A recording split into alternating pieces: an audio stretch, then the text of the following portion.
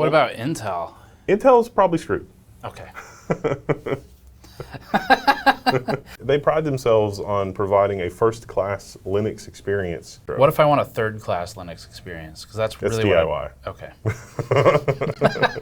just order the board from Newegg. And That's like, the longer you think about that, the more of an insult it becomes. Wendell, is x86 actually screwed? This is an ARM system. ARM CPUs, and ARM CPUs are taking over everywhere. They're in automotive, and they're pretty much, you know, something interesting. ARM. Arm yourselves with new machines. You could say that there are sockets in the cloud that have gone from x86 to ARM, and they are never coming back to x86. You think so? Yeah, they're never. They're just no. What possible reasons have been given to them to not want to come back to x86? Cost, and it's good enough. Got it. Before that, this video is brought to you by Lian Li and the O11D Evo RGB case. The O11D Evo RGB is an updated entry to the famed O11 lineup, retaining heavy support for fan mounts, drive mount locations, and flexibility on component mounting, such as 2 options for the power supply.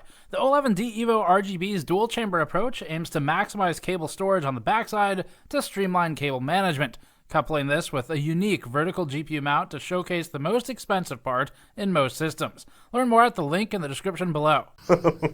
So, this, I think you said to me, this is, did you say this is the most powerful ARM workstation? Okay. Yeah. So this is a System76 Thelio Astra A1N1, 128 3 gigahertz cores. The CPU, you know, like the ARM CPU release cadence, this is from Ampere. The CPU first showed up in 2021, but this is still the fastest ARM workstation that you can get. What's the spec on the CPU? 3 gigahertz from Ampere. It's Neoverse N1 cores. It has 512 gigabytes of memory. This configuration is something you can order directly from System76. If you're doing ARM development, there is really not a better platform to do ARM development. There was all the, you know, the Snapdragon stuff, the new CPUs launched, and Snapdragon had their dev kit. That seemed like kind of a flop. They canceled it, yeah. If you ordered it and then this is great. And I just did a video on setting up Linux on this. Well, it comes from System76 with Linux, so there's not really a lot that you have to do as far, like they do a lot for you. But why does this mean, or does this mean x86 is screwed? It means that for certain markets, yeah, x86 has missed the boat. And automotive, so like if you're a software developer and you're doing automotive development, but now we also have Windows on ARM. And so I got Windows on ARM working on this thing as a virtual machine. That's cool. That's a lot of fun. Does it work basically just like Windows, except with some overhead? Yeah, it's the Windows, you know, the ARM version for like laptops. Yeah. It's basically that, but running in a virtual machine on Linux? Yes. Okay, cool. with hardware pass-through. It's not doing emulation or anything like that. It is running on the same ARM cores. But you're still running Linux as the host. Yeah, so I guess there is a bit of a question of, if that's the case, then why wouldn't you just run Windows natively? Yeah. You could. You totally could. There's not NVIDIA drivers for Windows yet, but there is NVIDIA drivers for ARM. So if you run Linux on ARM, not. Well, we don't talk about those. NVIDIA is not yet talking about the Windows on ARM drivers, but Linux ARM, you can't. That's fine, yeah. Yeah. So, but they are, okay, we won't. Well, there is a driver we won't talk about. That's the Windows one. Yeah. x86 is the microprocessor architecture, and it dates from the 1980s. And really, there are some that will argue that x86 isn't even x86 anymore under the hood. The CPU is doing all kinds of translations. You get into this whole system architecture thing. It's like, oh, it's very long instruction words, and this is complicated. And basically, it has to do with the long tail of compatibility. So programs that were written for computers 5 years ago, 10 years ago, 20 years ago, mostly still run fine on modern machines. And it relies on hardware to do that, not software. But some would argue that we've crossed this kind of Rubicon where it actually makes more sense to do away with the old cruft in hardware and deal with the old cruft in software instead. So when you encounter a 10 or 20-year-old program, the system emulates the state of things 10 or 20 years ago and runs that way. This is Windows on ARM, so this is natively like Windows compiled to run on the ARM microarchitecture. And the ARM microarchitecture was designed much later and has been designed with power efficiency in mind. It's been designed with lowering the number of transistors that you have to use for compute.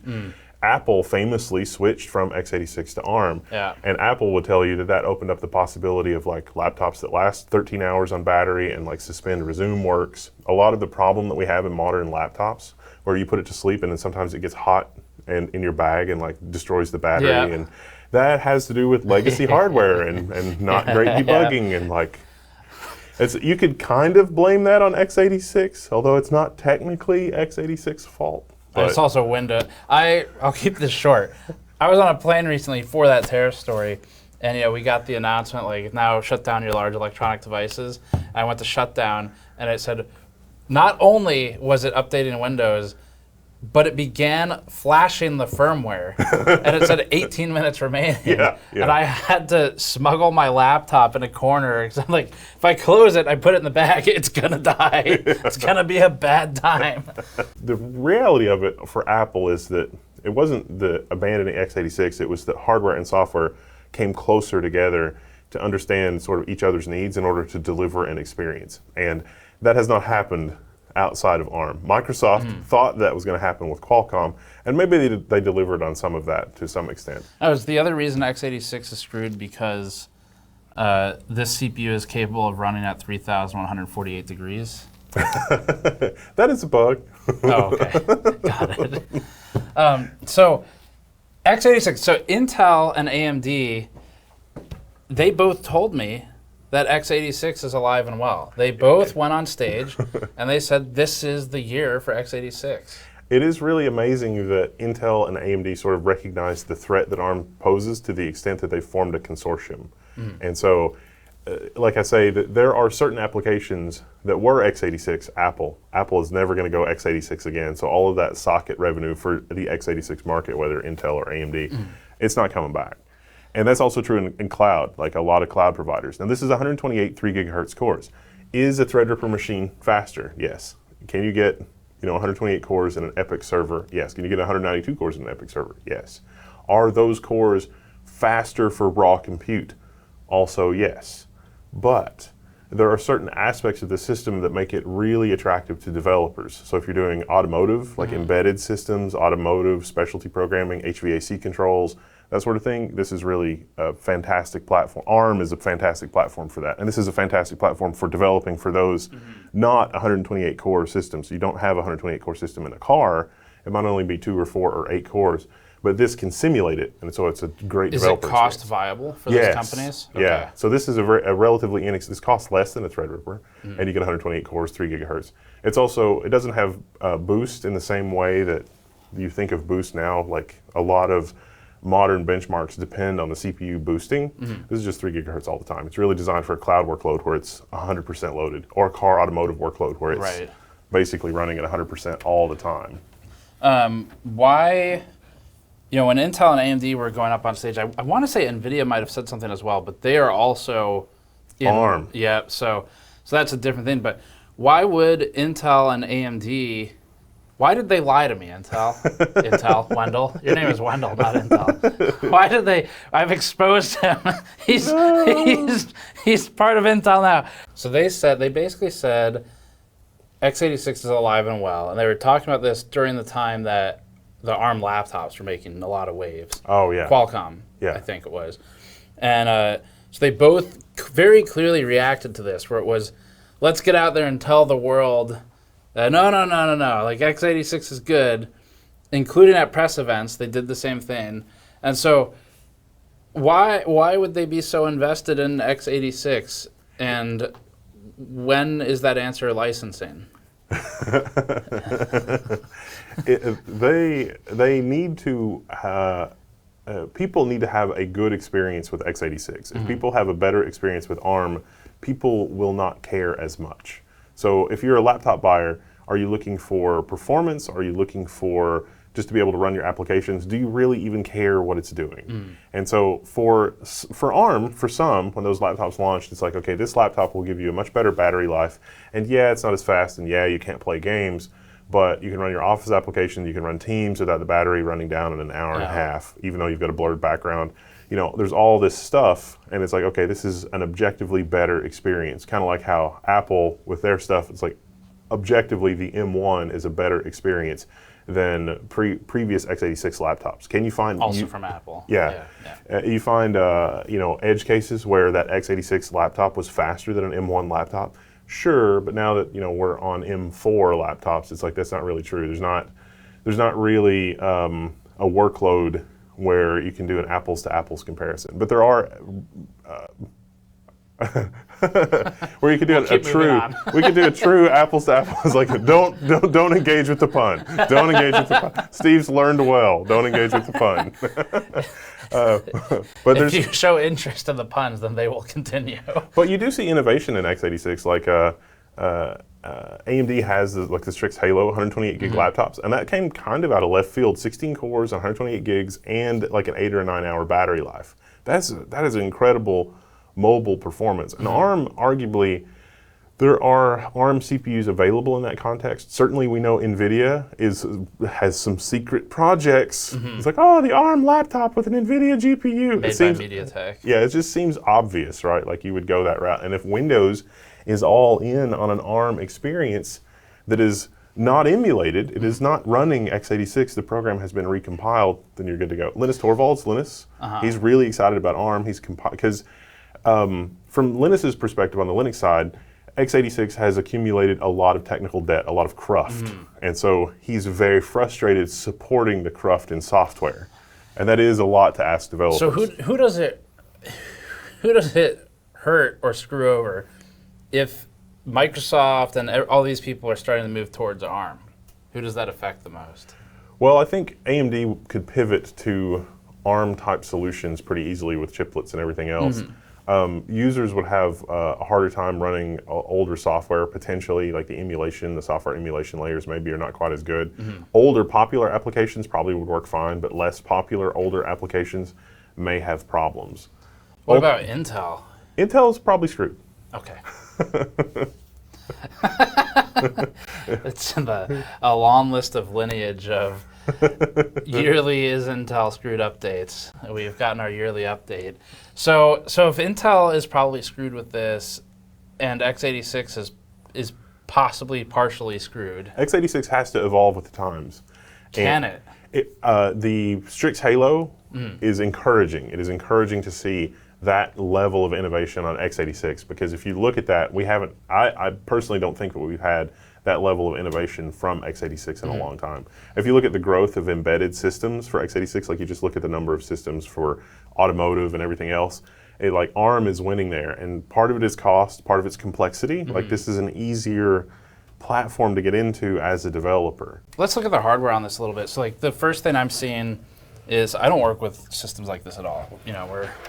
We work with kind of quote-unquote standard desktops. First thing I noticed is the 24-pin is actually a 4-pin. Yeah. Sort of. This is actually, there's an EPYC motherboard. This is an ASRock motherboard that's designed for the Ampere processor. There's an ASRock motherboard for EPYC that does the same thing. Most server motherboards now only care about 12 volts, and it's kind of legacy to have the 24-pin connector. Could they go 12 VO? Is there a reason not to just go like 10-pin 12 VO spec? They could. There probably are boards that do that, but this is aimed at kind of like quasi-ATX compatibility, and they've chosen to solve that problem by giving you a little breakout header. Yeah. What else is unique with this system other than the fact that it has a separate discrete power button attached to a PCB? It's a micro ATX system. It's a micro ATX board. You can order the board separately. Like you can get the board and CPU combo from like Newegg or wherever. But System76 puts this together in Colorado. It's sort of a unique case, and it's their case design, and the little Raspberry Pi computer on the side here is just quality of life. It's something that System76 provides in the Thelio systems so that they can control the fans a little better and have a little bit better quality of life experience for everything else. This is an Arctic Tower CPU cooler. I was about to say, it jumps out to me that they're using DIY components in here and not like OEM style. So Arctic, I saw Be Quiet fan, an XPG power supply, and an Asus GPU. Yep. Why are there rocket ships everywhere? That's their corporate thing. Like they made they stamped the thing. There's even like a hidden message in the alignment of the planets and the fan grill. Oh, so when you say made in What did you say, Colorado? Colorado, yeah. You mean actually made in Colorado? Okay. Yeah. So they stamped the case there. Yep. That's the next one we're going to. Yay! It is. They pride themselves on providing a first-class Linux experience with this kind of a platform, even to the extent they do their own Linux distro. What if I want a third-class Linux experience? Because that's really DIY. Okay. just order the board from Newegg. And That's like, the longer you think about that, the more of an insult it becomes. you're going to be on the Level1 forums probably, asking for help. Do you feel like x86, you said there's some places it's evolving with the times. Do you feel like it can, right now, I guess it's not even like, it doesn't have to catch up because it's in the lead. So. Well, it's in the lead for performance, but arguably it's not in the lead for battery life. That's true. Yeah. And longevity what about an enterprise world? In the enterprise world, it's really interesting. I think the most interesting place that that ARM exists in the enterprise is these kinds of server workloads. Amazon famously has their Graviton ARM systems. Those aren't available at retail, but ARM in that context for Amazon has displaced an ungodly number of x86 sockets. Like AMD and Intel, I guarantee you there have been board meetings where they are super worried about how successful Amazon has been with Graviton, and it's like, ooh. Do they need to, I mean, does AMD need to start making stuff targeted at ARM? I think that they kind of are. So like if we look at Zen 4C and Zen 5C, the compact cores, that is kind of an answer to the efficiency and scalability of ARM. So like some of the innovation that AMD is doing is a direct answer to the kinds of things that the kinds of advantages companies are getting from leveraging an ARM platform. And so in a way, ARM being as successful as it is sort of changing the trajectory of x86. Okay, that's interesting too. What about, so in the consumer audience though, the enterprise world's always been kind of in a different spot where, I don't know the numbers these days, but I remember a time reading the market share distribution of operating systems in different types of computing. And at that time, desktop was like definitely over 90% Windows. And there was some Linux use, it was like a couple percent. Apple was still only a couple percent. We're talking a long time ago. And then server, I remember being the other way. It was like over 90% Linux. Yep. So these are very different markets, but consumer, it behaves totally differently. And what if we just break it down as like the gaming world, where personally I'm really waiting for SteamOS to come out on desktop properly. You can do that stuff already in Linux, but the idea with SteamOS is they've really gotten momentum with it. There's good compatibility. They have frame time advantages for pacing sometimes, which is cool. And it's something that I feel like the average consumer could put a USB stick in, install it, and probably be okay. Yeah, there are a couple of Linux distros that are like that now. Bazite, for example, it leverages all the cool stuff from Steam, and it is basically just point-click install. You get Mango HUD and GameScope for controlling the system platform. Right. That Strix Halo laptop that I have, when you have GameScope and Mango HUD installed on it, you can set the power targets and be like, hey, only run the CPU at 15 watts. And in most games, you can still get like 1440p, upwards of 60 FPS at like medium. And a long battery life because of that. Right. So with these ARM platforms, do you think, is the consumer experience developing enough where, you know, I guess from my perspective, what I need on a system is I would really prefer it has some ability to play games at a software compatibility level, and then I really need it to be able to run Adobe and Premiere, Photoshop, some type of word processing, potentially, things like that. So where are we with that experience in ARM? So with Windows on ARM and the Adobe suite, Adobe has released good support for the ARM-based Windows, and as a result of that, this platform will work great with the Adobe suite and acceleration. We're still waiting on NVIDIA native drivers. Right now, Qualcomm's built-in video, Qualcomm hasn't, they're letting the OEMs do the video drivers, but I'm sure that my perspective on this, and I'm sure that you'll echo this, is that when NVIDIA allowed OEMs to control that, remember the bad old days? It's like, oh, I'm going to use the EVGA or the MSI driver on like the colorful whatever because their driver does a thing. Qualcomm hasn't learned that lesson yet. This is true PCIe. This is Ampere, and so this is going to be the far superior experience because out the gate, it is like this. But this is not a consumer system. This platform will enable developers to bring a first-class consumer experience. One question. You said something about this being PCIe. Yeah. What is it with you and PCIe? That's the common hardware language that we all must speak, and we all must speak it well. Yeah, there's another video you should check out. I think we called it "The Future is PCIe" or something with him. And we just shot another one before this about PCIe. More devices and more stuff. So this has an Intel AX210 NIC in it, and that is a great wireless NIC. And that is well supported in Linux, even on ARM, because Linux ARM, like believe it or not, Linux open source. I want to go from x86 to ARM. Linux is not. That makes that pretty easy. Okay. This NIC does not have a proper Windows driver, and so I've passed through this device as a PCIe device to my Windows VM. My Windows VM thinks that this is plugged into bare metal hardware. Okay. As a developer, I'm going to have a way easier time developing drivers for this piece of hardware through this kind of like para-virtualization than I will working on bare metal Windows. And that will enable a better consumer experience. Got it. Because that's kind of what ultimately, all the companies can do company things, but there does need to be mass adoption too. Yes. And it can't just be enterprise. I mean, enterprise is important, but enterprise is where the money is. So I guess that's where you generate the money to start going after consumer. Well, remember Microsoft launched the Surface X, and Microsoft was, we want to build a premium experience. But what the OEMs saw was, we're going to build the cheapest Windows tablet we possibly can. And so you got the cheapest Windows tablet you possibly could, and no one liked that. Yeah. Whereas Apple's goals were, we want a premium experience. And how we get there is we control the platform so that we control a tight coupling of hardware and software. And that was really what it was about. Right. Yes, Apple is all about control. Yeah. Okay, cool.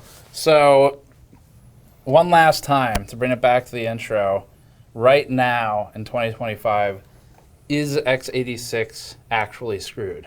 They're on a trajectory. They're going to have to respond to this kind of innovation, because there are innovative things. I mean, this is a DDR4 platform, blah, blah, blah, but there are really innovative things. There are lots of reasons that a development platform like this is desirable.